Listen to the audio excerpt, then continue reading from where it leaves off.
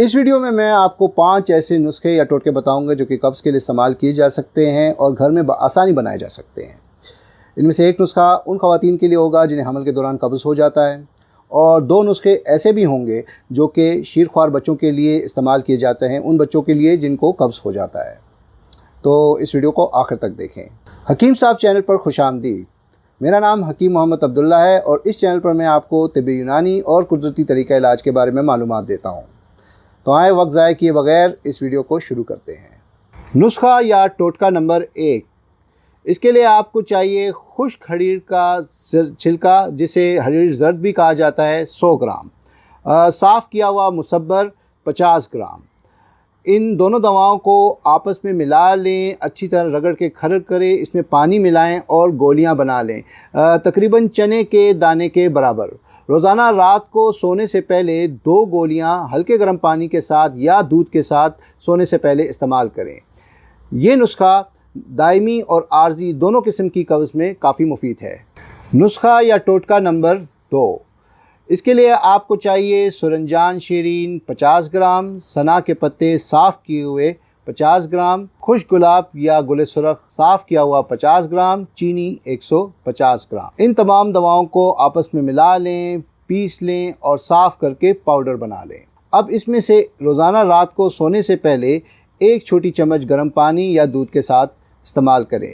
ये नुस्खा भी दायमी और आर्जी दोनों किस्म की कब्ज़ में मुफीद है, यानी कि क्रॉनिक और एक्यूट कॉन्स्टिपेशन दोनों में।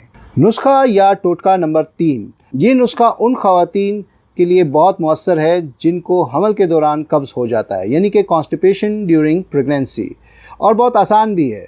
इसमें सिर्फ करना इतना है कि रोज़ाना सुबह 3 से 5 खजूरें गर्म पानी या दूध के साथ इस्तेमाल करनी है, कम से कम नाश्ते से आधा या 1 घंटा पहले।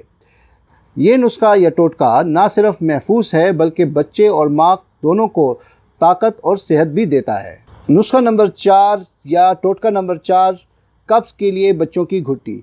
ये नुस्खा नौमौलूद बच्चों के लिए और उन बच्चों के लिए जो शीरख्वार हैं और अमूमन कब्ज़ रहती है काफ़ी मुफीद है। इसके लिए आपको क्या क्या अज्जा चाहिए? इसके लिए आपको चाहिए गुलकंद 120 ग्राम, सौंफ जिन्हें अंग्रेज़ी में फिनल सीड्स भी कहा जाता है 20 ग्राम, गुले सुरख 20 ग्राम, गुले बनफशा 20 ग्राम।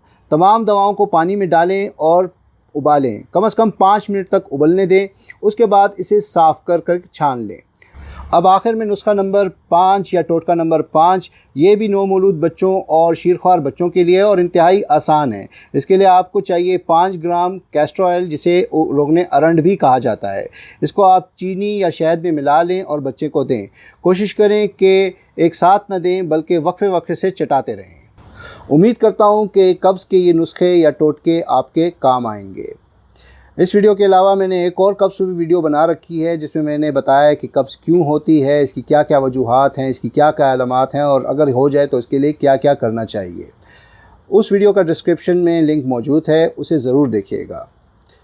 इस वीडियो को शेयर कीजिए, लाइक कीजिए, इस पर कमेंट कीजिए, मेरा चैनल सब्सक्राइब कीजिए और घंटी का आइकन दबाना ना भूलिए ताकि मेरी तमाम वीडियोज़ की मालूमात आपको बर वक्त मिल सकें। खुश रहें, सेहतमंद रहें। अल्लाह हाफ़िज़।